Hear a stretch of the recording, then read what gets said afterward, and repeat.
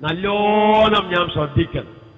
ഇന്ന് നമ്മുടെ ഭാര്യന്മാരിൽ പലവരും, പല സുഹൃത്തുക്കളുടെയും ഭാര്യന്മാർ വഴി തെറ്റിപ്പോവാനുള്ള പ്രധാനപ്പെട്ട ഒരു കാരണം, ഒന്ന്, കല്യാണം കാണുവാൻ വേണ്ടി നമ്മുടെ സുഹൃത്തുക്കളുമായി നമ്മൾ ഒരു സ്ത്രീയെ കാണാൻ പോവുക. ചിലപ്പം കാണാൻ നല്ല ഭംഗിയുള്ള സ്ത്രീ ആയിരിക്കും. തന്റെ സുഹൃത്ത് കല്യാണം കഴിക്കാൻ ഉദ്ദേശിക്കുന്ന പെണ്ണാണ്. പക്ഷെ പെണ്ണ് കാണാൻ പോകുമ്പോ ഒപ്പം കൊണ്ടുപോയി ആ പെൺകുട്ടി ഈ പുരുഷന്റെ, ഈ ഭർത്താവായി വരുന്ന ചെറുപ്പക്കാരന്റെ സുഹൃത്തുക്കളുടെ കൽബിൽ പതിയുകയാണ്. നോക്കൂ നിങ്ങൾ.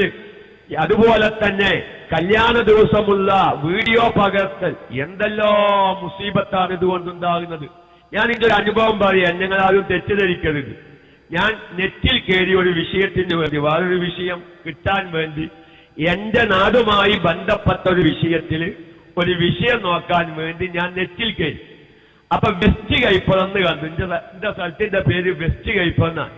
അപ്പൊ ഈ വെസ്റ്റ് കൈപ്പുറം എന്ന് കണ്ടപ്പോ ഞാൻ അതിന്റെ ഭാര്യക്കും കാണിച്ചു കൊടുത്തു. ഇതാണ് കല്യാണത്തിന് പോയ, ഇസ്ലാമികമായുള്ള ഒരു ചിന്തയില്ലാതെ ഈ കാലഘട്ടത്തിൽ കല്യാണത്തിന് പോയാലുള്ള ദുരന്തമാണ് ഈ കാണുന്നത് എന്ന് പറഞ്ഞു. ഞാൻ വെസ്റ്റ് കൈപ്പുറം എന്ന് കണ്ടപ്പോ ഞാൻ അതിലൊന്ന് ക്ലിക്ക് ചെയ്തു. എന്താ വെസ്റ്റ് കൈപ്പുറത്ത് നെറ്റിലെ അവസ്ഥ എന്നൊന്ന് അറിയാമോ? അപ്പൊ നോക്കുമ്പോ അത് നല്ലൊരു ചെറുപ്പക്കാരൻ അറിയും. ആ ചെറുപ്പക്കാരൻ ഇപ്പൊ അടുത്താണ് ഈ സംഭവം. ഞാൻ ഈ നെറ്റിൽ നിന്ന് ഈ സംഭവം കണ്ടത് ഏകദേശം ഒരു 5-10 ദിവസം മുന്നേ. ഞാൻ ഈ നെറ്റിൽ ഈ സംഭവം കാണുന്നതിന്റെ ഒരു 15 ദിവസം മുന്നെയാണ് അദ്ദേഹം എന്റെ വീട്ടിൽ, ആ ചെറുപ്പക്കാരന്റെ കല്യാണം എന്റെ വീട്ടിൽ പറയാൻ വന്നു. അപ്പൊ ഞാൻ ഇങ്ങനെ, എനിക്ക് പ്രത്യേകമായി ഒരു താല്പര്യം തോന്നി. ഇവന്റെ കല്യാണം കഴിഞ്ഞത് 2 ആഴ്ച മുന്നേണല്ലോ, അവന്റെ ഫോട്ടോലോ ആ കാണുന്നത്. ഞാൻ അതിലൊന്ന് ക്ലിക്ക് ചെയ്തു. ഞാൻ അതിലും ക്ലിക്ക് ചെയ്തു. എന്റെ ഹാഷിമുന്നോട് പൊരുത്തപ്പാന്നോ. ഹാഷിമ് KMIC ക്ലാസ് എടുക്കാൻ വേണ്ടിയിട്ടാണ് നെറ്റിന്റെ പൈസ ചെലവാക്കുന്നത്. അള്ളാഹു തആല ബറക്കത്ത് നൽകട്ടെ. എങ്കിലും നമുക്ക് ദീനിയായ ചില കാര്യങ്ങൾ പറഞ്ഞ് മനസ്സിലാക്കി കൊടുക്കാൻ ചില കാര്യങ്ങൾ നോക്കേണ്ടി വരുമല്ലോ. അപ്പൊ ഞാൻ അതിൽ ക്ലിക്ക് ചെയ്ത് നോക്കുമ്പോ ആ ചെറുപ്പക്കാരന്റെ കല്യാണത്തിന്റെ വീഡിയോ നേരെ നെറ്റിൽ കയറ്റി വെച്ചിക്ക. സുബ്ഹാനല്ലാഹ്, എന്റെ നാട്ടിലുള്ള ഒരുപാട് സഹോദരിമാർ, ഞാൻ നിങ്ങളെന്നെ തെറ്റിദ്ധരിക്കരുത്, ഞാനൊരു അനുഭവം, വീഡിയോ പകർത്തുന്ന കല്യാണം നടത്തിയാലും ആ കല്യാണത്തിന് നമ്മുടെ ഭാര്യയെയും മക്കളെയും പറഞ്ഞയക്കുമ്പോ ശ്രദ്ധിച്ചിട്ടില്ലെങ്കിലുള്ള അപകട മേഖലയാണ് ഞാൻ പറയുന്നത്. കാരണം ഇത് ഒരിക്കൽ അത് അവസാനിക്കുന്നില്ല. ഈ വീഡിയോ പകർത്തുന്ന ചെറുപ്പക്കാർ ഈ സ്ത്രീകളെ കാണുന്നത് ആ ഒരു പ്രാവശ്യം കൊണ്ട് അവസാനിക്കുന്നില്ല. പല ചെറുപ്പക്കാരും അവരുടെ കല്യാണത്തിന് പകർത്തിയ വീഡിയോ നേരെ നെറ്റിൽ കയറ്റിയിട്ടിക്ക. ആ നെറ്റിൽ നിന്ന് അവരെന്ത് ചെയ്യുകയാണ്? നമ്മുടെ നാടുകളിലുള്ള സുന്ദരിയായ പെൺകുട്ടികളെ നെറ്റിലൂടെ കാണുമ്പോൾ ഈ പെൺകുട്ടിയെ തെരഞ്ഞു പിടിക്കാൻ അവൻ തയ്യാറാവുകയാണ്.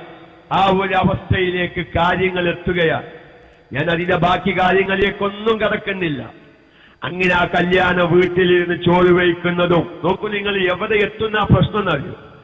ഈ കല്യാണത്തിന് പോയി, നല്ല ശ്രദ്ധിക്കണം ഞാൻ ഈ പറയുന്നത്, ഈ കല്യാണത്തിന് പോയി, ചിലപ്പം എന്റെ ഭാര്യ കല്യാണത്തിന് പോയി, എന്റെ ഭാര്യ അങ്ങനെ സംസാരിക്കും എന്ന നിലക്കല്ല ഞാൻ പറയുന്നത്. എന്റെ ഭാര്യയെ ഞാൻ കുറ്റപ്പെടുത്താൻ ആഗ്രഹിക്കുകയാണെന്ന് മാത്രം. ഈ വിഷയം നിങ്ങൾക്ക് തിരിയാൻ, എന്റെ ഭാര്യ കല്യാണത്തിന് പോയി ഏതോ ഒരു ചെറുപ്പക്കാരനോട് സംസാരിക്കുന്നു. ഈ സംസാരിക്കുന്നത് നെറ്റിൽ കയറിയപ്പോ ഞാൻ കാണുകയാണ്. ഞാൻ എന്തായിരിക്കും എന്റെ ഭാര്യയെ കുറിച്ച് ചിന്തിക്കുക? എന്റെ ഭാര്യ എന്റെ നാട്ടിലെ ഏതോ ഒരു കല്യാണത്തിന് പോകുന്നു. ആ കല്യാണത്തിന് പോയ ദിവസം എന്റെ ഭാര്യ മറ്റൊരു ചെറുപ്പക്കാരനോട് സംസാരിച്ചത് ഞാൻ അറിയില്ല. ഞാൻ അറിയുമെന്ന് എന്റെ ഭാര്യയും പുലർത്തിട്ടില്ല. പക്ഷേ ഇതാരോ വീഡിയോ പകർത്തി, കല്യാണത്തിന്റെ ഈ രൂപം, ഈ സദസ് ആരോ പകർത്തി. ആ പകർത്തിയവർ എന്ത് ചെയ്തു? അത് നെറ്റിൽ കയറ്റി അവരെ ഡൗൺലോഡ് ചെയ്തു വെച്ചു. അത് നെറ്റിൽ അവരെ കയറ്റി വെച്ചു. യാദൃശികമായി ഞാൻ നെറ്റിൽ കയറുന്നു. ഞാൻ യാദൃശികമായി ആ കല്യാണ വീഡിയോ കാണുന്നു. എന്റെ ഭാര്യ ഒരു ചെറുപ്പക്കാരനോട് സംസാരിക്കുന്നത് കാണുന്നു. ആ കണ്ടത് അത് തലാക്കിലും വിഷയത്തിലും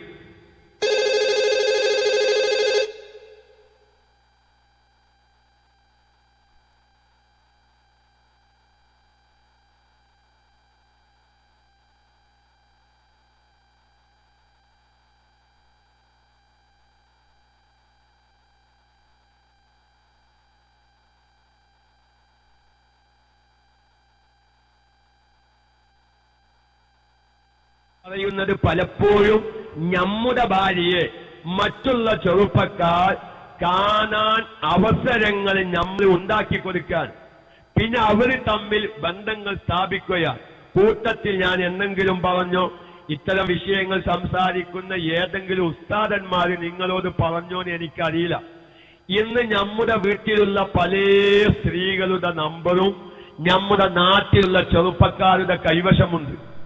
നല്ല ഇത് നിങ്ങൾ ആരെങ്കിലും നിങ്ങളുടെ ഭാര്യയ്ക്ക് പോയിന്റ് പഠിപ്പിച്ചിട്ടില്ലെങ്കിൽ പഠിപ്പിച്ചേ പറ്റൂ.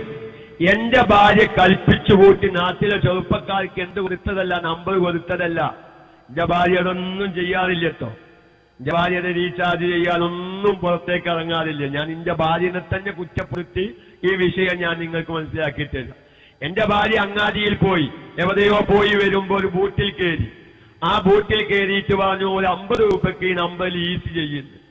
എന്റെ ഭാര്യ ഒന്നും വിചാരിച്ചിട്ടല്ല ഈ നമ്പർ പറഞ്ഞു കൊടുത്തത്. എന്താ, നമ്പറിൽ പൈസ കയറ്റാൻ വേണ്ടി, ഈറ്റ് ചെയ്യാൻ വേണ്ടി നമ്പർ പറഞ്ഞു കൊടുത്തതാ. നമ്പർ നമ്മൾ AC പറഞ്ഞു കൊടുത്താൽ ഉണ്ടാവും. STD ബൂത്തിൽ ഒരു ബുക്ക് ഉണ്ടാവും, മനസ്സിലായോ? STD ബൂത്തിലെ ഒരു ബുക്ക് ഉണ്ടാവും അല്ലേ? ആ ബുക്കിൽ ഓരോരുത്തരും റീചാർജ് ചെയ്യുന്നവരുടെ നമ്പറൊക്കെ എഴുതി വെക്കും. ഈ ബൂത്തുകാരൻ മനസ്സിലാക്കി ഇത് ഈ സ്ത്രീയുടെ നമ്പറാണ്. ഓൻ പിന്നീട് ഈ നമ്പറിൽ വെറുതെ ഒരു മിസ് കോൾ വിടും. ഇതൊന്ന് ഉറപ്പ് വരുത്താൻ, ഇതൊന്ന് ഉറപ്പ് വരുത്താൻ വേണ്ടി ഒരു മിസ് കോൾ വിടും. അപ്പൊ ഫോൺ എടുക്കുന്നത് ചിലപ്പം ഈ ബൂത്തുകാരന്റെ നമ്പർ ഏതാണെന്ന് എന്റെ ഭാര്യക്ക് അറിഞ്ഞോളണമെന്നില്ല.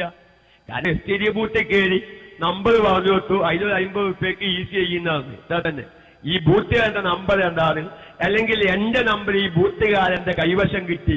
ചിലപ്പോ ഈ ബൂത്തുകാരൻ എന്തു പറയും, എടാ ഇത് നമ്മളെ ഞാൻ വീട്ടിലെ സ്ത്രീയില്ലേ, ആ സ്ത്രീയുടെ നമ്പറാണെന്നും പറഞ്ഞിട്ട് വേറെ ഏതെങ്കിലും ചെറുപ്പക്കാരൻ അത് കൈമാറും. ഓരോരു മിസ് കോൾ അത് വിട്ടുകൊടുക്കും. മിസ് കോൾ വിട്ടാൽ ആ പെണ്ണാണെന്ന് ഉറപ്പിച്ച് പിന്നെ സംഭവിക്കുന്നത് എന്താണെന്നറിയാം നിങ്ങൾ? പിന്നെ സംഭവിക്കുന്നത് നെറ്റിൽ നിന്ന് വളരെ മോശമായ ചിത്രങ്ങൾ എടുത്ത് ഈ വാട്സാപ്പിലേക്ക് അത് വിട്ടുകൊടുക്കുക. എന്നാൽ ഈ വാട്സാപ്പിൽ വന്ന അനാവശ്യം കാണരുത് എന്നൊരു ബോധം നമ്മുടെ സ്ത്രീകൾക്കില്ല. ഞാൻ അതിലേക്കാണ് ഈ വിഷയം കൊണ്ടുവരുന്നത്. ആ ബോധമില്ല. ഓലെന്തോ ഒരു ക്ലിപ്പ് വന്നു വാട്സാപ്പിൽ, അത് ഡൗൺലോഡ് ചെയ്ത് നോക്കുമ്പോ ഇബിലീസ് പിയപ്പിക്കുന്ന രൂപത്തിലുള്ള ഒരു പ്രത്യേകമായ ചിത്രം. ആ ചിത്രം കണ്ട് ഒരു പ്രാവശ്യം കണ്ട് 2 പ്രാവശ്യം കണ്ട് അവസാനം പരിഹാരം അവൾ തേടി അന്വേഷിച്ചിറങ്ങുകയാണ്. ഞാൻ പറഞ്ഞത് നമ്മുടെ സ്ത്രീകൾ വെറുതെ അങ്ങോട്ട് ഇറങ്ങല്ല, വെറുതെ ഭർത്താവില്ലാനും പറഞ്ഞ് അങ്ങാടിക്ക് ഇറങ്ങല്ല. അങ്ങാടിക്ക് ഇറങ്ങാനും ഞാൻ മര്യാദയുള്ള മാർഗങ്ങൾ അവരുടെ കൈവശം ഉണ്ടാവുക. നോക്കി നിങ്ങൾ, ഇപ്പൊ അടുത്ത് ഉണ്ടായ ഒരു സംഭവം, 3 മലപ്പുറം ജില്ലയിൽ തന്നെ, 2 മലപ്പുറം ജില്ലയിൽ തന്നെയാണ്. മലപ്പുറം ജില്ലനെ മോശമാക്കി പറയുന്നില്ല. സ്ഥലം ഞാൻ ഒരു സഹോദരി ഒരു അങ്ങാടിയിലേക്ക് അസറിന്റെ ശേഷം സാധനം വാങ്ങാൻ വരിക. നമ്മൾ പറഞ്ഞാൽ ഷോപ്പിങ്ങിന് വരാം എന്ന് വേണമെങ്കിൽ പറയാം. ഏകദേശം മഗ്‌രിബിയോടടുത്ത സമയമായപ്പോ അങ്ങാടിയിൽ നിന്ന് ആ സഹോദരിക്ക് ഇഷ്ടപ്പെട്ട ഒരു ചെറുപ്പക്കാരന്റെ ഓട്ടോറിക്ഷ വിളിച്ച്, അങ്ങാടിയിൽ നിന്ന് ഏകദേശം 1.5 കിലോമീറ്ററാണ് എങ്ങോട്ടുള്ളത് ഈ പെണ്ണിന്റെ വീട്ടിലേക്കുള്ള ദൂരം. വീട്ടിലെത്തിയപ്പോ ഏകദേശം മഗ്‌രിബി ബാങ്ക് കൊടുത്തിരിക്കുന്നു, ഇരുട്ടായിരിക്കുന്നു. ആ സ്ത്രീ പറഞ്ഞു ചില്ലറ അകത്താണെന്ന് പറഞ്ഞ്. വിശ്വസിക്കുമല്ലോ അല്ലേ? കാരണം വലിയ ആ സംഖ്യ ഏതെങ്കിലും ബാഗിലുണ്ടാവും. ഒരു 1.5 കിലോമീറ്റർ ദീർഘമുള്ള ഓട്ടോറിക്ഷയുടെ ചാർജ് ഏറിക്കഴിഞ്ഞാൽ 25 രൂപയോ 30 രൂപയാണ് വരിക. ആ 30 രൂപ ചില്ലറ അകത്താണെന്ന് പറഞ്ഞു ഈ പെണ്ണ് ഓട്ടോറിക്ഷയിൽ നിന്ന് ഇറങ്ങി. ആ അകത്തേക്ക് പോയി തിരിച്ച് ആ പെണ്ണ് പുറത്തേക്ക് വരുന്നത് ആ ചെറുപ്പക്കാരനായ ഓട്ടോറിക്ഷ ഡ്രൈവറെ ആകർഷിപ്പിക്കുന്ന ഒരു വസ്ത്രം ധരിച്ചിട്ടാണ്. ശ്രദ്ധിക്കണം, നമ്മുടെ സഹോദരിമാര് താളം തെറ്റിപ്പോകുന്ന രംഗം. പുറത്തേക്ക് വന്നത് ആ ചെറുപ്പക്കാരൻ ഈ പെണ്ണിലേക്ക് ആകർഷിപ്പിക്കുന്ന രൂപത്തിലുള്ള ഒരു വസ്ത്രം ധരിച്ച് പുറത്തേക്ക് വന്നു. ഈ പെണ്ണ് പറഞ്ഞു, എന്താ പറഞ്ഞത്? ഫീസിന് കുഴപ്പമൊന്നുമില്ല, അകത്ത് ഫീസുണ്ട്. പക്ഷെ ഈ പെണ്ണ് മഗ്‌രിബിയുടെ നേരാണ്, ഏകദേശം ഇരുട്ടായിരിക്കുന്നു, അകത്ത് ലൈറ്റില്ല. എന്ത് ചെയ്തു? ഈ ചെറുപ്പക്കാരനോട് പറഞ്ഞു, അതാ എന്റെ വീട്ടിലെ ഫീസ് ഉപയോഗിക്കുന്നു, ഇജ്ജ് അതൊന്ന് ശരിയായി കാട്ടിക്കാൻ. എന്താ കാരണം? ഈ ചെറുപ്പക്കാരനെ അകത്തേക്ക് കയറ്റണം. ഈ പുറത്ത് നിൽക്കുന്ന ഓട്ടോറിക്ഷ ഡ്രൈവറായ ചെറുപ്പക്കാരനെ അകത്തേക്ക് കയറ്റാൻ വേണ്ടി ഈ സ്ത്രീ പറഞ്ഞത്, എന്റെ വീട്ടിലെ ഫീസ് ഉപയോഗിക്കണെന്ന് തോന്നുന്നു, ഫീസ് ഒന്ന് ഇട്ടാറ്റിക്കാന്ന്. പക്ഷെ ബുദ്ധികൂർമ്മതയുള്ളവർക്ക് എന്തിനിത്രയേറെ, കാര്യം മനസ്സിലാക്കാൻ അല്പവാചകം പോരേന്ന് പറഞ്ഞ മാതിരി ഈ ചെറുപ്പക്കാരനായ ഓട്ടോറിക്ഷ ഡ്രൈവർക്ക് മനസ്സിലായി സംഗതി ഈ ഫീസ് ഇട്ടുകൊടുക്കാൻ പറഞ്ഞ മയൻ എന്നതാണെന്ന്. ഇവൻ അകത്ത് കയറി റെഡിക്ക് ക്ലാസ് റൂമിൽ ഫാമിലികളൊക്കെ ഉണ്ട്, റെഡിക്ക് ഫീസാണ് ഇട്ടുകൊടുത്തു. ഇവനിക്ക് പിന്നെ വാടകയും വേണ്ട, ഒന്നും വേണ്ട. ഇവൻ വാഹത്തായി സന്തോഷത്തിൽ ആ വീട്ടിൽ നിന്ന് ഇറങ്ങിയിട്ട് അങ്ങാടി ചെന്നിട്ട് അവന്റെ സുഹൃത്തുക്കളായ ഓട്ടോറിക്ഷ ഡ്രൈവർമാരോട് പറഞ്ഞു, ഇന്നൊരു പ്രൈസ് അടിച്ചു എന്നാണ്. ഇതൊക്കെ ചെറുപ്പക്കാരുടെ അവസ്ഥ. നമ്മുടെ ചെറുപ്പക്കാർക്ക് ഇന്നത്തെ ഒരു ചാൻസ് കിട്ടുകയെന്ന് പറഞ്ഞാല് അവര് വിളിച്ചു പറയും. അവന്റെ സുഹൃത്തുക്കളായ ചെറുപ്പക്കാരായ ഓട്ടോറിക്ഷക്കാരോട് പറഞ്ഞു, എനിക്കിങ്ങനെ ഇന്ന് വലിയൊരു ലക്കി കിട്ടി, പ്രൈസ് അടിച്ചു എന്നാണ്. പിന്നെ ഈ പെണ്ണ് അങ്ങാടിയിലേക്ക് ഇവന്റെ ഓട്ടോറിക്ഷ വിളിച്ചു പോകുന്നത് അരമണിക്കൂർ മുന്നേ ആ സ്റ്റാൻഡിലുള്ള പല ഡ്രൈവർമാരും കണ്ടടാ. ആ പെണ്ണ് അങ്ങാടിയിലേക്ക് വരുന്നത് വാരെയുള്ള ഓട്ടോറിക്ഷക്കാർ നോക്കിയിരുന്നു എന്നല്ല, പിന്നീട് മറ്റു ചില ഓട്ടോറിക്ഷക്കാർ ഡ്രൈവർമാർ പറഞ്ഞു, നീ ഇന്നാലിന്നാൾക്ക് സമ്മതിച്ചു കൊടുത്തില്ലേ, ഞങ്ങൾക്കൊരു ചാൻസ് തന്നിട്ടില്ലെങ്കിൽ ഇത് ഞങ്ങൾ ഫ്ലാഷ് ആക്കുന്നതാണ്. നോക്കി നിങ്ങൾ. ആ പെണ്ണ് പിന്നെ ഒരുപാട് ചെറുപ്പക്കാർക്ക് വൈപ്പത്ത് കൊടുക്കേണ്ട ഒരു സാഹചര്യം വരികയാ. കാരണം ഇത് ഭർത്താവ് അറിയാൻ പാടില്ല, കുടുംബം അറിയാൻ പാടില്ല, ഒരിക്കൽ ഏതായാലും സംഭവിച്ചു പോയി. പക്ഷേ ആ ചെറുപ്പക്കാർ അങ്ങത്ത് ഉപയോഗിച്ചു. ഒരു ചെറുപ്പക്കാരൻ പറഞ്ഞു, നീ മറ്റോനിക്ക് സമ്മതിച്ചില്ലേ, അതുകൊണ്ട് ഞാനിത് ഫ്ലാഷ് ആക്കും, എനിക്ക് സമ്മതിച്ചില്ലെങ്കിൽ. ഫ്ലാഷ് ആവാതിരിക്കാൻ അവനും സമ്മതിച്ചു. അങ്ങനെ ഒരുപാട് ഓട്ടോറിക്ഷക്കാർക്ക് ഈ പെണ്ണ് അടിമപ്പെടേണ്ട ഒരു സാഹചര്യം വന്നു. അല്ലാഹു തആല കാത്തു രക്ഷിക്കുമാറാവട്ടെ. നോക്കി നിങ്ങൾ, ഇതിനൊക്കെയുള്ള പരിഹാരങ്ങൾ എന്താ? കുറെ നമ്മൾ ചൂടായതുകൊണ്ടും പറഞ്ഞതുകൊണ്ടൊന്നും കാര്യമില്ല. ഒരു കാര്യം കൂടി ഞാൻ പറയാം. ഒരു ചെറുപ്പക്കാരൻ ഗൾഫിൽ നിന്ന് വരികയാണ്. വന്നത് രാവിലെ വന്നു. വൈകുന്നേരമായി മഗ്‌രിബ് ബാങ്ക് കൊടുത്തു. മഗ്‌രിബ് ബാങ്ക് കൊടുത്തതിനു ശേഷം ഭാര്യ വുളൂ ചെയ്യാൻ വേണ്ടി വീടിന്റെ പുറത്തേക്ക് ഇറങ്ങി. പലപ്പോഴും നമ്മുടെ വീട്ടിൽ സ്ത്രീകൾ അങ്ങനെ ചെയ്യാറുണ്ടല്ലോ. മഗ്‌രിബിക്ക് ഒളുണ്ടാക്കാൻ പുറത്ത് വർക്ക് ഏരിയയിലോ ഒക്കെ പോയിട്ടാലോ ഒളുണ്ടാക്കാറുള്ളത്. ഇങ്ങനെ ഒളുണ്ടാക്കാൻ വേണ്ടി പുറത്തേക്ക് ഇറങ്ങിയതാ. പക്ഷെ മഗ്‌രിബ് നിസ്കരിക്കാൻ വേണ്ടി ഒളുണ്ടാക്കാൻ പുറത്തേക്ക് ഇറങ്ങിയ ഭാര്യയെ കുറെ സമയമായിട്ടും കാണാനില്ല. ഭർത്താവ് എന്നാ വന്നത്? രാവിലെ. വൈകുന്നേരം ആയിട്ടുള്ളൂ, 12 മണിക്കൂർ തികഞ്ഞിട്ടില്ല. നമ്മുടെ പ്രവാസികൾ ചിന്തിക്കാൻ വേണ്ടിയിട്ട് ഞാൻ പറയുന്നത്, ആരെയും വിഷമിപ്പിക്കാനല്ല. നിങ്ങൾ വിചാരിക്കും, ഞാൻ വിചാരിക്കും എന്റെ ഭാര്യ മുസ്ലിഫിന്റെ നദൂട്ട കഷ്ണാണ്, അതിപ്പോ അബൂ റയ്യാൻ പറയും പോലെ, ഹംസ മിസ്ബാഹ് ഉസ്താദ് പറയും പോലെ, വേറെ ഏതെങ്കിലും ബ്രാസകീയന്മാര് പറയും പോലെ എന്റെ ഭാര്യയുടെ അടുക്കൽ നിന്ന് അങ്ങനെയൊന്നും സംഭവിക്കൂല, സൂപ്പറാണ് എന്നൊക്കെ ചിന്തിക്കുന്നുണ്ടാവും. എന്നാൽ കാര്യം അങ്ങനെയല്ല. അങ്ങനെ കുറെ സമയം കഴിഞ്ഞിട്ടും ഭാര്യയെ കാണാതായപ്പോൾ ഭർത്താവ് ഒന്ന് പുറത്തേക്കിറങ്ങി. ഇവിടെ എങ്ങോട്ടാ പോയത്? അപ്പൊ നോക്കുമ്പോ കിണറ്റിന്റെ ഭാഗത്തിൽ നിന്നൊരു സംസാരം കേൾക്കുന്നു. ഈ ഭർത്താവ് ഇങ്ങനെ ശ്രദ്ധിച്ചു. ആരാ കിണറ്റിന്റെ ഭാഗത്തിൽ നിന്ന് വർത്താനം പറയുന്നത് ആരാണെന്നറിയുമോ? ഈ വുളൂ ചെയ്യാൻ പുറത്തേക്കിറങ്ങിയ ഇവന്റെ ഭാര്യയും ഇവന്റെ നേരെ അനുജനും. കിണറ്റിന്റെ പക്കത്ത് നിന്ന് മഗ്‌രിബിന്റെ ശേഷം വർത്തമാനം പറയുന്നത് ഇവന്റെ ഭാര്യയും ഇവന്റെ നേരെ അനുജനും. അപ്പൊ ഈ വർത്താനം പറയുന്നത് മെല്ലെ ഒന്ന് ശ്രദ്ധിച്ചു. ഈ ഭർത്താവായ ഈ ചെറുപ്പക്കാരൻ ഒന്ന് ശ്രദ്ധിച്ചു നോക്കുമ്പോ എന്താണ് അനുജൻ തന്റെ ഭാര്യയോട് പറഞ്ഞത് എന്നറിയോ? ഒരു ചാൻസ് എനിക്ക് തന്നിട്ടില്ലെങ്കിൽ ഞാൻ ഇക്കാക്കാനോട് ഈ വിഷയം പറയുന്ന. ശ്രദ്ധിക്കണം പ്രവാസികളെ. വിശുദ്ധമായ ഇസ്ലാം വളരെ കർക്കശമായ നിബന്ധനകൾ വെച്ചിട്ടുണ്ട്, അല്ലേ? ഒരു ആണും പെണ്ണും ഞാൻ മുമ്പൊരിക്കൽ നമ്മുടെ KMIC-യിൽ പറഞ്ഞിട്ടുണ്ട് ഒരു മസാല. അതായത് ആഫ്റ്ററുള്ള വീടാണ് ജ്യേഷ്ഠനും ഭാര്യയും അനുജനും ഭാര്യയും ആഫ്റ്ററിലുള്ള 2 റൂമിലാണ് താമസിക്കുന്നതെങ്കിൽ ഇസ്ലാമിക നിയമപ്രകാരം മുകളിലേക്ക് 2 കോണി വേണം. ജ്യേഷ്ഠനും ഭാര്യക്കും ഇറങ്ങിക്കേറാൻ 1 കോണിയും അനുജന് ഇറങ്ങിക്കേറാൻ മറ്റൊരു കോണിയും. ഇത് പറയുമ്പോ നമുക്കൊരു തമാശ തോന്നുന്നില്ലേ അല്ലെ? ഒരു തമാശ തോന്നുന്നില്ലേ?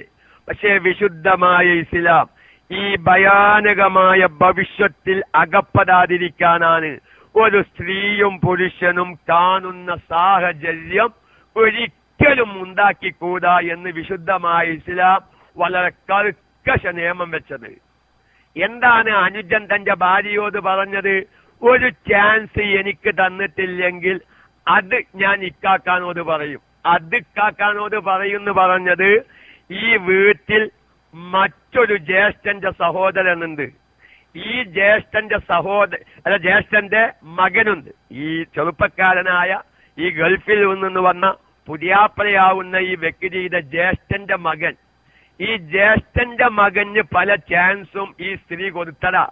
അപ്പൊ അനുജൻ വിലപേശുകയാണ്. എനിക്കൊരു ചാൻസ് തന്നിട്ടില്ലെങ്കിൽ ഞാൻ കാക്കാനോട് പറയും. ഈ പെണ്ണ് എന്ത് ചെയ്യും?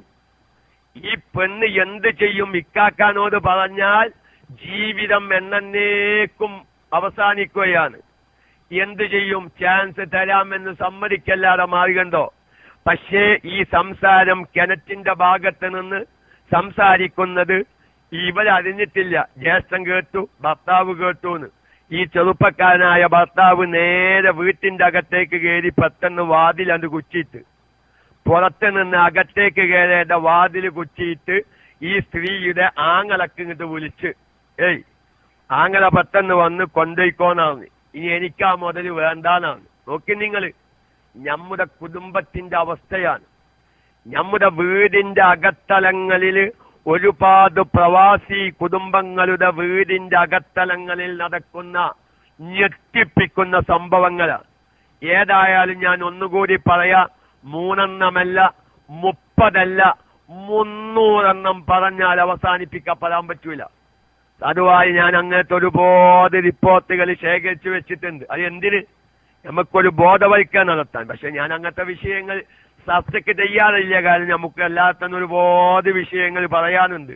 അത്തരം വിഷയങ്ങളൊക്കെയും പറയുന്ന ഒരുപാട് ഉസ്താദന്മാരുമുണ്ട്. പിന്നെ നമ്മൾ എല്ലാവരും ഒരു വിഷയം പറഞ്ഞിട്ട് പിന്നെ പഠിക്കേണ്ട വിഷയം പറയാൻ സമയം കിട്ടാതെ പോകണ്ടല്ലോ എന്ന് വിചാരിച്ചിട്ട് പറയാതിരിക്കുക. ഒന്നും കൂടി പറയാം. ഒരു പ്രവാസി സുഹൃത്ത് തന്റെ ഭാര്യക്ക് വിളിച്ചിട്ട് പറഞ്ഞു, ഞാൻ 6 മാസം കൂടി കഴിഞ്ഞിട്ടേ നാട്ടിലേക്ക് വരികയുള്ളൂ, കാരണം അറബി ലീവ് തരുന്നില്ല. അവർക്ക് സമാധാനായി.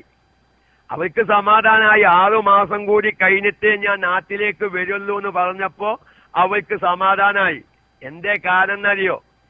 കാരണം ഇവളുടെ അവിഹിത ബന്ധമാണ് കാരണം. ഭർത്താവ് നാട്ടിക്ക് വന്നോലെന്നൊന്നും ഇവർക്ക് അഭിപ്രായമൊന്നുമില്ല. കാരണം ഇവർക്ക് ജീവിക്കാല കാശ് കിട്ടിയാൽ മതി. ബാക്കിയുള്ളതൊക്കെ സുഖമായി നാട്ടിൽ വേണ്ടപ്പെട്ടവർ എല്ലാവിധ സംവിധാനങ്ങളും ഒരുക്കി കൊടുക്കുന്നുണ്ട്. അള്ളാഹു നമ്മുടെ കുടുംബത്തെ കാത്തു രക്ഷിക്കുമാറാവട്ടെ. പക്ഷെ അറബി 6 മാസം കഴിഞ്ഞിട്ട് പോയാൽ മതി എന്ന് പറഞ്ഞ്, ചുരുക്കി പറഞ്ഞ ഒരാഴ്ച കഴിഞ്ഞപ്പോൾ ഭർത്താവ് വീണ്ടും വിളിക്കുക. എന്താ വിളിക്കുന്നത്? ഇല്ല, അറബി പോകാൻ സമ്മതിച്ചിരിക്കുന്നു. 6 മാസം കഴിഞ്ഞിട്ടേ വരുള്ളൂ എന്ന് പറഞ്ഞപ്പോ ഭാര്യക്ക് സന്തോഷം കൂടുകയാ ചെയ്തത്. പക്ഷേ പെട്ടെന്ന് ഒരാഴ്ച കഴിഞ്ഞ് ഭർത്താവ് വിളിക്കുക, അറബി സമ്മതിച്ചിരിക്കുന്നു, നാട്ടിൽ പോയി വരാൻ സമ്മതിച്ചിരിക്കുന്നു, ഞാനൊരു 5-10 ദിവസത്തിന്റെ ഉള്ളിൽ എത്തുന്നു പറഞ്ഞപ്പോ വീട്ടിലുള്ള ഉമ്മ സന്തോഷത്തില, ഉപ്പ സന്തോഷത്തില, പെങ്ങന്മാര് സന്തോഷത്തില, മക്കള് സന്തോഷത്തില. കാരണം ഉപ്പ വരുന്നുണ്ട്. ഉപ്പ 6 മാസം കഴിഞ്ഞിട്ടേ വരുള്ളൂനെ പറഞ്ഞിരുന്നത്. ഉപ്പ 5-8 ദിവസത്തിന്റെ ഉള്ളിൽ ഉപ്പ വരുമെന്ന് പറഞ്ഞപ്പോ വീട്ടിലുള്ള എല്ലാവർക്കും സന്തോഷം. തന്റെ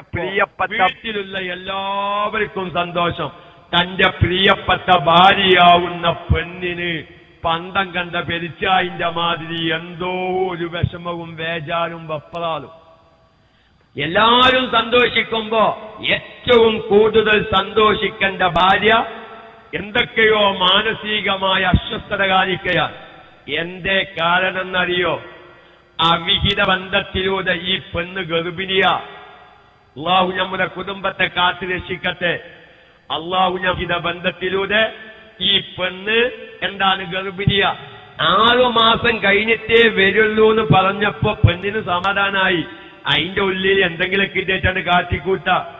കാരണം എത്ര മൂപ്പായതാണെങ്കിലും ഹോസ്പിറ്റലിൽ ചെന്നാൽ ഒരു ഉലികേറ്റ് സംഗതിയൊക്കെ കഴിയും. ആ കാലഘട്ടത്തിലാണ് ജീവിക്കുന്നത്. ഞാൻ അതിന്റെ ഇസ്ലാമിക വശമല്ല പറയുന്നത്. ഒരു 6 മാസത്തിന്റെ ഉള്ളിലാണെങ്കിൽ എന്തെങ്കിലുമൊക്കെ ഇട്ടേറ്റ് ഒരു തീരുമാനം കാട്ടാം.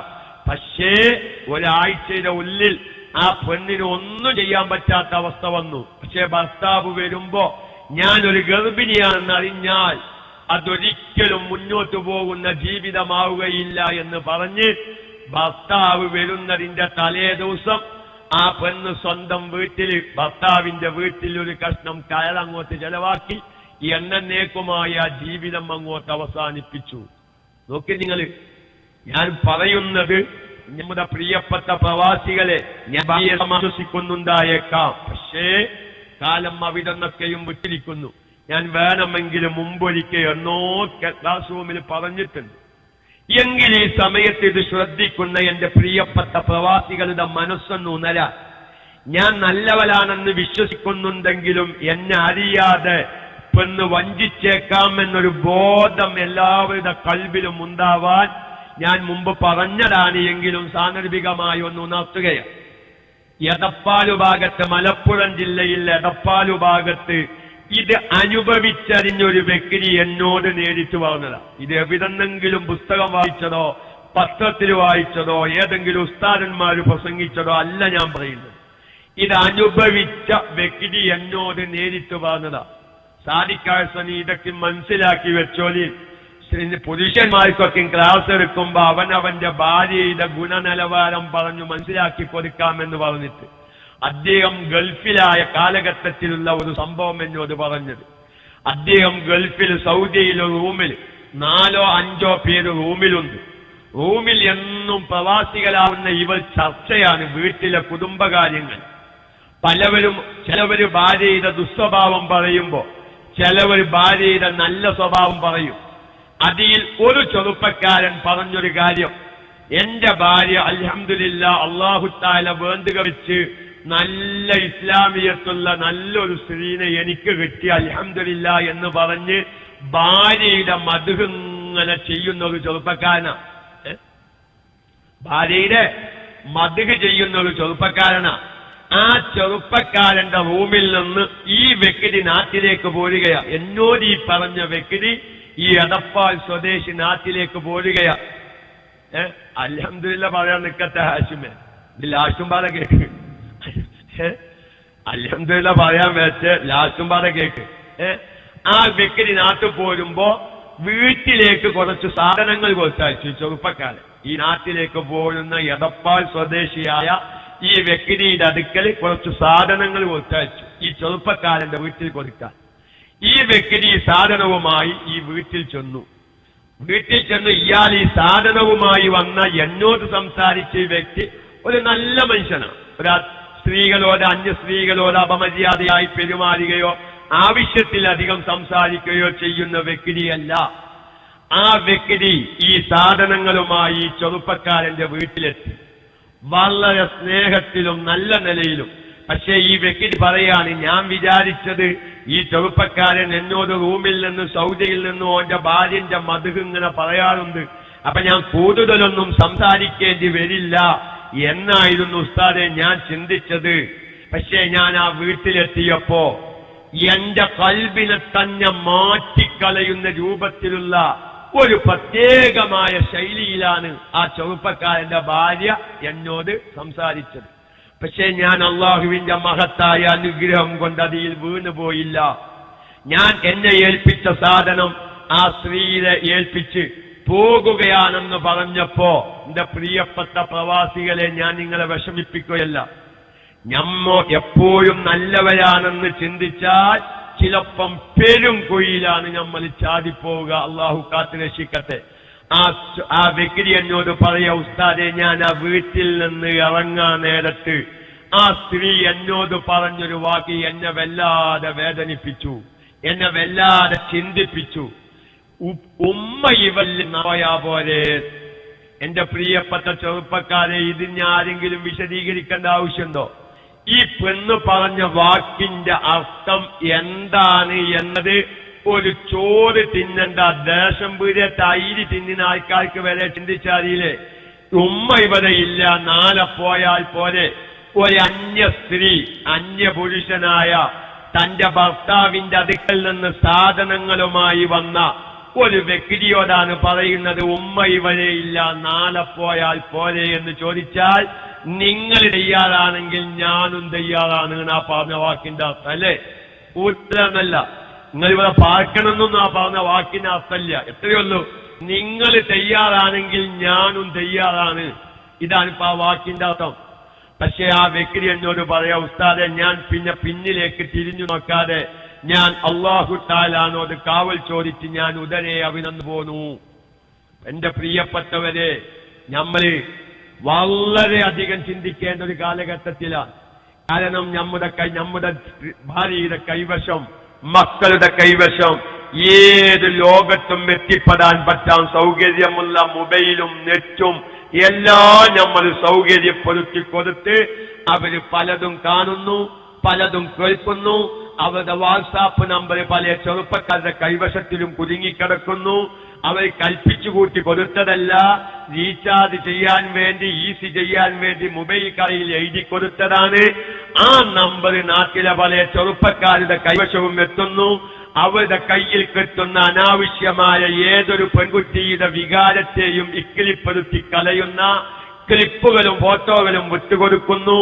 അവസാനം സഹികെടുമ്പോ ആ പെണ്ണും തന്നെ മറ്റൊരു മാർഗം അന്വേഷിക്കുന്ന ഒരു അവസ്ഥയിലേക്ക് കാര്യങ്ങൾ എത്തുകയാണ്.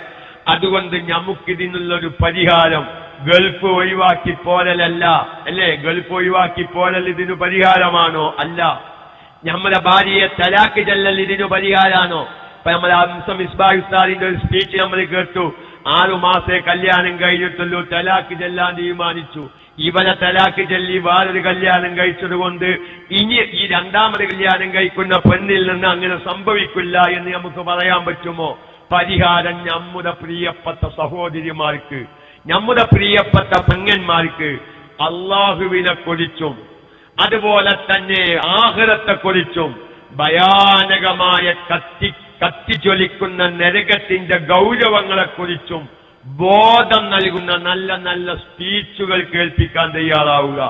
എന്റെ പ്രിയപ്പെട്ട പ്രവാസികളോടൊക്കെയും ഞാൻ പറയുന്നു, നമുക്ക് ക്ലാസ് കേൾക്കാൻ നമ്മൾ ഉറച്ച തീരുമാനത്തിലെത്തണം. എന്റെ ഭാര്യയുടെ കൈവശം മൊബൈലുണ്ട് ഇല്ല എന്ന് ഞാൻ പറയുന്നില്ല, പക്ഷെ അവരുടെ ആവശ്യത്തിനനുസരിച്ചൊരു മൊബൈലായിരിക്കണം ഞാൻ കൊടുക്കേണ്ടത്. നമുക്ക് ക്ലാസ് റൂം KMIC ക്ലാസ് കേൾക്കണമെങ്കിൽ അതിനമാത്രം വില കൂടിയ മൊബൈലൊന്നും ആവശ്യമില്ല. സാധാ മൊബൈലിലൂടെയും ഇന്ന് KMIC റേഡിയോ കേൾക്കാം. പക്ഷേ നമ്മൾ സൗകര്യപ്രദമായ മൊബൈൽ വാങ്ങിക്കൊടുത്തു. അവർ യാദർശികമായി നെറ്റിൽ കയറി, യൂട്യൂബിൽ കയറി അവര് വേറെന്തോ നോക്കാൻ വേണ്ടിയിട്ട് ചെയ്തതാണ്. നമുക്കറിയാം നെറ്റിന്റെ അവസ്ഥ, ഗൂഗിളിന്റെ അവസ്ഥ നമുക്കറിയാം, യൂട്യൂബിന്റെ അവസ്ഥ നമുക്കറിയാം. നമ്മൾ യൂട്യൂബിൽ കയറിയത് ബുഖാരി ഇമാമിന്റെ ഒരു കിതാബ് ഡൗൺലോഡ് ചെയ്യാനാണ്. പക്ഷേ ബുഖാരി ഇമാമിന്റെ കിതാബ് വരുന്നതിന്റെ മുമ്പ് ഹൂറിലീങ്ങൾ പ്രത്യക്ഷപ്പെടുകയാണ്. അവർക്ക് ഔറത്ത് മറക്കാനുള്ള വസ്ത്രത്തിന്റെ കാശ് അള്ളാഹു അവർക്ക് നൽകിയിട്ടില്ല, ഇനി നൽകുമെന്ന് തോന്നുന്നുമില്ല. പക്ഷേ ആ ഒരു ചിത്രം കാണുമ്പോൾ സ്വാഭാവികമായും ഞാൻ ആ പെൺകുട്ടിയുടെ പിന്നാലെ പോവുകയാണ്. ബുഖാരി ഇമാമിന്റെ കിതാബ് പിന്നെ നോക്കാം, തൽക്കാലം ഓല് ഏത് വഴിക്ക് പോയത് എന്ന് നോക്കി അതിന്റെ പിന്നാലെ പോയി നോക്കുമ്പോ ഓല് അതിനേക്കാളും വലിയ സ്ഥലത്തേക്കാണ് നമ്മൾ എത്തിച്ചത്. അവിടെ ചെന്ന് നോക്കുമ്പോ അതിനേക്കാൾ വലിയ മേഖലയേക്കാ കയറിപ്പോയത്. അതാണല്ലോ യൂട്യൂബിന്റെ അവസ്ഥ.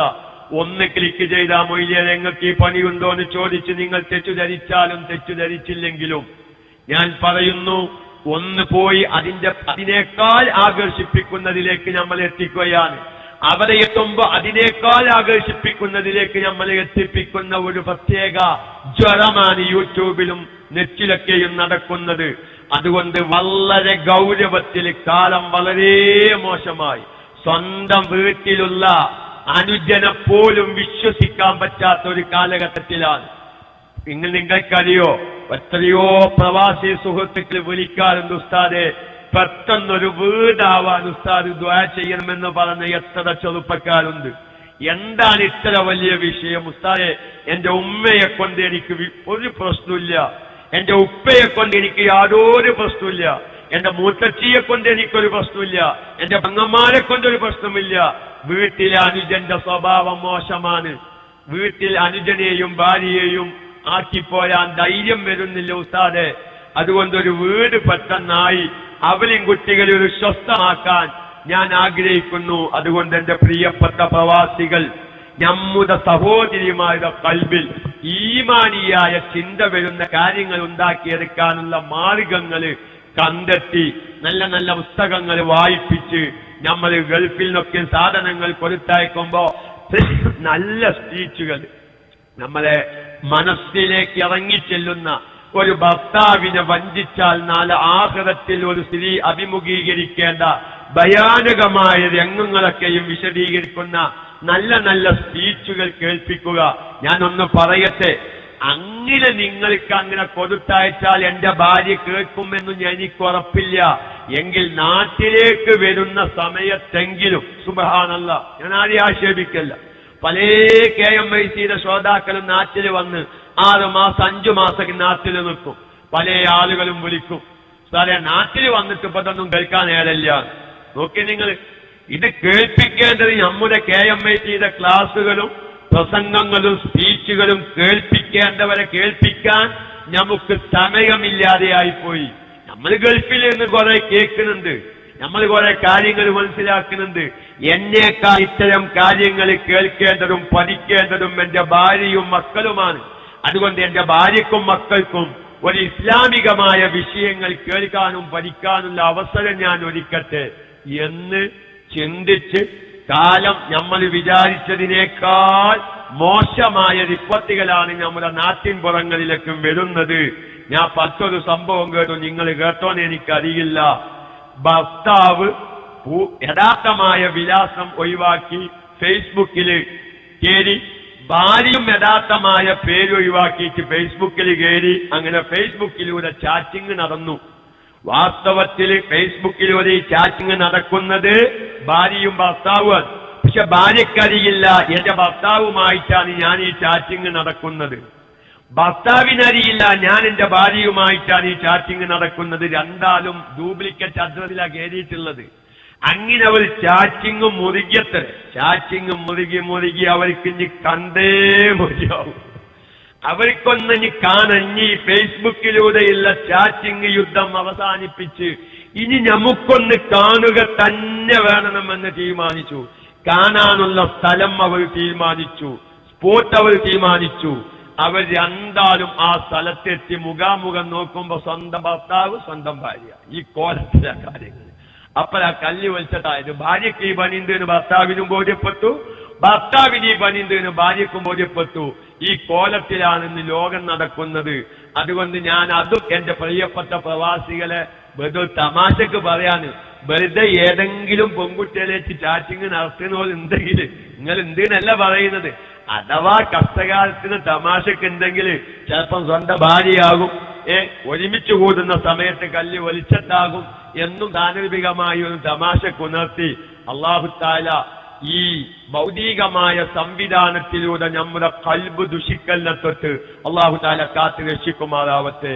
നമ്മുടെ പ്രിയപ്പെട്ട സഹോദരിമാരെ, നമ്മുടെ പ്രിയപ്പെട്ട പെൺമക്കളെ, എന്റെ പ്രിയപ്പെട്ട പ്രവാസികളെ നല്ലോണം കൂടുതൽ ആലോചിച്ച് ഇതൊക്കെ എന്ത് വേണം. നമ്മൾ കുടുംബ ബന്ധം ഒന്ന് നല്ല ഉറപ്പിച്ചാലും കുറെ വിഷയങ്ങൾക്ക് പരിഹാരമാവും. ഇന്നൊരുപാട് കുടുംബത്തിലെ പ്രശ്നം എന്താ? ജ്യേഷ്ഠനേറ്റ് തെറ്റ, സ്വന്തം വാപ്പാനേറ്റ് തെറ്റ, സ്വന്തം മൂത്താപ്പാനേറ്റ് തെറ്റ. അവനും അവന്റെ ഭാര്യയും മക്കളും വേറെ ഒരാളിക്കും ബന്ധമില്ല. നേരെ മറിച്ച് നമ്മളൊരു പ്രവാസിയായി ജീവിക്കുമ്പോ നമ്മുടെ കുടുംബത്തിൽ വേണ്ടപ്പെട്ട സുഹൃത്തുക്കളുമായി നല്ല ബന്ധമാണെങ്കിൽ ഇടയ്ക്കൊക്കെ ഒന്ന് കാര്യങ്ങൾ അന്വേഷിക്കണം. ദീനീ ബോധമുള്ളവരെ വിട്ട് എന്റെ ആ ഭാര്യയുടെ പോക്കും വരവൊക്കെ ഒന്ന് അന്വേഷിക്കാനും പിടിക്കാനും ആവശ്യത്തിനനുസരിച്ച് മാത്രം പൈസ അയച്ചു കൊടുക്കാനും ഒക്കെ നല്ലൊരു തീരുമാനം. നമ്മൾ പ്രസംഗങ്ങൾ കേട്ട് നല്ല സ്പീച്ച് കേൾക്കും, ഹംസ മിസ്ബാഹ് സാഹിന്റെ സ്പീച്ച് കേട്ടപ്പോ നമ്മുടെ ഉറക്കം പോയി, നമുക്ക് നല്ല രസം തോന്നി. പക്ഷേ ഇതൊക്കെ കുടുംബത്തിൽ പറഞ്ഞു മനസ്സിലാക്കി കൊടുക്കേണ്ട കാര്യങ്ങളാണ് എന്നുള്ള ബോധമാണ് നമുക്ക് വേണ്ടത്. അല്ലാഹു തആല നമ്മുടെ വീട്ടിലെ സഹോദരിമാരെ ദീനിയായ ബോധത്തിലൂടെ വളർത്തിയെടുക്കാനുള്ള തൗഫീഖ് നൽകട്ടെ. ഒന്നുകൂടി ഞാൻ പറയട്ടെ, എല്ലാ ഉസ്താദന്മാരും പറയുന്നത് പോലെ, നമ്മളൊക്കെയും മനസ്സിലാക്കിയതുപോലെ, TV എന്ന് പറയുന്ന ഒരു സംവിധാനം, സീരിയലുകൾ സംവിധാനം നമ്മുടെ വീട്ടിലുണ്ടോ? ഒഴിവാക്കിയേ പറ്റു പ്രിയപ്പെട്ട സഹോദര. ഒരു പരിധിവരെ നമ്മുടെ വീട്ടിലെ സ്ത്രീകൾ താളം തെറ്റി പോവാൻ അതൊരു കാരണമാകുന്നുണ്ട്. കാരണം ഏത് വാർത്ത വായിക്കുകയാണെങ്കിലും മനുഷ്യന്റെ മനസ്സിനെ ഇക്കിളിപ്പെടുത്തുന്ന രൂപത്തിലുള്ള പരസ്യങ്ങളാണ് നമ്മുടെ വീട്ടിലെ സഹോദരിമാർ കണ്ടുകൊണ്ടിരിക്കുന്നത്. ഏതൊരു സഹോദരിയും കുറെ കാണുമ്പോൾ അവരുടേതായ ആ ലൈംഗികമായ വികാരം ഒന്ന് ഒതുക്കി നിർത്താനുള്ള എന്തെങ്കിലും ഒരു സംവിധാനം അവർ കാണാതിരിക്കില്ല. ആ കണ്ടതിന് ഉത്തരവാദി യഥാർത്ഥത്തിൽ ഒരു പ്രവാസിയാണെന്ന് പറഞ്ഞാൽ തെറ്റായി തീരുകയില്ല. ഞങ്ങളുടെ നാട്ടിൽ വളാഞ്ചേരി അടുത്തൊരു ബംഗാട് മുഹമ്മദ് മൊയ്ലിയൊരു പാപ്പുണ്ടായിരുന്നു, വലിയ മഹാന. അങ്ങനെ എല്ലാവർക്കും ഒന്നും അറിയുന്ന ഒരു വ്യക്തിയല്ല, അറിയപ്പെടാൻ ആഗ്രഹിക്കാത്തൊരു മഹാനുഭാവനാണ് വലിയ വങ്ങാടടുത്ത് ഇല്ലിക്കോട് മുഹമ്മദ് മൊയ്ലിയൊരു പാപ്പ. അല്ലാഹു തആല അവിടുത്തെ ദറജ ഏറ്റിക്കൊടുക്കുമാറാവട്ടെ. ആലിമീങ്ങൾക്കൊക്കെയും വലിയ കാര്യമായിരുന്നു. മഹാനായ കാന്തപുരം ഉസ്താദൊക്കെയും മഹാനായ മുഹമ്മദ് മൊയ്ലിയൊരു പാപ്പായെ സന്ദർശിക്കാൻ വന്നിട്ടുണ്ട്. വലിയ ഒരുപാട് കാലം കിതാബ് കോരിയ വലിയ മഹാനാണ്. ആ മുഹമ്മദ് മൊയ്ലിയൊരു പാപ്പ പറഞ്ഞൊരു വാക്ക് എന്റെ പ്രിയപ്പെട്ട പ്രവാസികളുടെ കൽബിലേക്ക് ഞാൻ വെച്ചു തരികയാണ്. ഒരു ഗൾഫുകാരന്റെ ഭാര്യന്റെ അടുക്കൽ നിന്ന് അനാവശ്യ പ്രവർത്തനം സംഭവിച്ചു പോയാൽ അതിന്റെ ഉത്തരവാദി ഗൾഫുകാരനായ ഭർത്താവാണ്. ആ പെണ്ണിനെ കുറ്റപ്പെടുത്തിയിട്ട് കാര്യമില്ല. കാരണം ആ പെണ്ണിന് ക്ഷമിക്കാനും സഹിക്കാനും സാധിക്കുന്നതിലപ്പുറമുള്ള ലീവിലാണ് ഒരു പ്രവാസി ഗൾഫിൽ ജീവിച്ചുകൊണ്ടിരിക്കുന്നത്. പക്ഷേ ഇത് കേൾക്കുമ്പോ പ്രവാസികളായ എന്റെ പ്രിയപ്പെട്ട KMIC ശ്രോതാക്കളെ, നിങ്ങളുടെ മനസ്സ് വിഷമിക്കുമെന്ന് എനിക്കറിയാം. മഈഷത്തിന്റെ കാര്യത്തിന് വേണ്ടി നെത്തോട്ടം ഓടുകയാണ്, വേണ്ടാനല്ല പറയുന്നത്. പക്ഷേ ഇന്ന് ഭൗതികമായ ഈ ലൈംഗിക വിചാരം ഒതുക്കി നിർത്താൻ അള്ളാഹുവിനെ കുറിച്ചുള്ള ഭയം തൊപ്പുകയുള്ള ഒരു ഖൽബാക്കി മാറ്റാൻ നാം ശ്രദ്ധിച്ചില്ലെങ്കിൽ അല്ലാഹു തആല എവിടെയാണ് നമ്മുടെ കുടുംബത്തെ എത്തിക്കുക എന്നറിയില്ല. നാം നല്ല നിലയിൽ വിശ്വസിക്കുന്ന സ്ത്രീകൾ പോലും സ്വന്തം ഭർത്താവിനെ വഞ്ചിച്ചും കൊണ്ടിരിക്കുന്ന ഒരു കാലഘട്ടത്തിലാണ് ഉള്ളത്. ഇങ്ങനെ ഒരുപാട് സംഭവങ്ങൾ, ഒന്നല്ല രണ്ടല്ല മൂന്നല്ല നാലല്ല, ഗണ്ണിയാൽ ഒതുങ്ങാത്ത സംഭവങ്ങൾ ഇന്ന് നാടുകളിൽ നടന്നുകൊണ്ടിരിക്കുകയാണ്. അതുകൊണ്ട് അത്തരം കാര്യത്തിലൊക്കെയും എന്റെ പ്രിയപ്പെട്ട പ്രവാസികൾക്ക് നല്ല ശ്രദ്ധ വേണം. ഞാൻ എടപ്പാൾക്കാരന്റെ വർത്തമാനം പ്രത്യേകം നിങ്ങൾ ശ്രദ്ധിക്കണം. ഞാൻ എന്റെ ഭാര്യ അതടുക്കൽ നിന്ന് അങ്ങനെ സംഭവിക്കില്ല എന്ന് നിങ്ങൾ വിശ്വസിക്കുന്നുവെങ്കിലും ഭാര്യയെക്കുറിച്ച് മക്കളെക്കുറിച്ച് അന്വേഷണം മറന്നു പോകരുത് എന്ന് മാത്രം ഉണർത്തി ഞാൻ ആ സ്പീച്ച് എനിക്ക് നല്ലോണം ഇഷ്ടപ്പെട്ട് നമ്മളൊക്കെ ചിന്തിക്കേണ്ടതാണ്. മൈക്കെടുക്കാൻ പറഞ്ഞപ്പോ അങ്ങനെ മൈക്കയിൽ വന്നു എന്ന് മാത്രം. എന്റെ പ്രിയപ്പെട്ട പ്രവാസികളാവുന്ന ഈ സമയത്തുള്ള ശ്രോതാക്കളോടൊക്കെയും ഞാനൊരു കാര്യം പറയുകയാണ്. കാരണം ഞാൻ ഈ ക്ലാസ് റൂമിൽ വന്ന ഉടനെ ഒരുപാട് സാധാരണക്കാർ അവരുടെ കൽവിൽ നീറുന്ന പുകയുന്ന നൂറുകണക്കിന് പ്രശ്നങ്ങൾ ഉണ്ടായിരുന്നു. എന്ത്? അവരുടെ ഭൗതികമായ കാര്യമല്ല, അവരുടെ ജോലി സംബന്ധമായ കാര്യമല്ല, അതല്ലെങ്കിൽ അവരുടെ മറ്റു വിഷയങ്ങളൊന്നുമല്ല. നിസ്കാരം കുലി സംബന്ധമായ വിഷയത്തിൽ പല ജാതി സംശയങ്ങളും വസ്വാസുകളും ആരോട് ചോദിക്കും, ആരോട് പറയും, ആരോട് എങ്ങനെ പറയും എന്ന് ചിന്തിച്ചിരുന്ന നല്ലൊരു വിഭാഗം പ്രവാസികളാവുന്ന സുഹൃത്തുക്കൾ ഉണ്ടായിരുന്നു. അൽഹംദുലില്ലാഹ് ഒരു പരിധിവരെ, ഞാൻ എല്ലാം 100% എന്ന് ഞാൻ പറയുന്നില്ല, ഈ ക്ലാസ് റൂം സ്ഥിരം കേൾക്കുന്ന ഒരു വിഭാഗം ചെറുപ്പക്കാരെ ഒരു പരിധിവരെ അവരുടെ അങ്ങനത്തെ വിഷയങ്ങളിലുള്ള പ്രശ്നങ്ങൾക്ക് ഒരു പരിഹാരം കണ്ടെത്താൻ ഈ KMIC-യിലൂടെ സാധിച്ചിട്ടുണ്ട്. അള്ളാഹു ഇനിയും അത് കൂടുതൽ സാധിപ്പിച്ചെടുക്കാൻ ആവശ്യമായ അതുകൊണ്ട് ഈ സംബന്ധമായ ഒരുപാട് അംശം എന്റെ മൊബൈലോ ഒന്നോ കയമായ ഞാൻ ഞാൻ മനസ്സിലാക്കി കൊടുക്കാനും ഞാൻ തയ്യാറുണ്ട്. പോയിട്ടുണ്ട്. ഇപ്പൊ അവർക്കൊന്നും ഇപ്പോൾ കയ്യില്ല ഞാൻ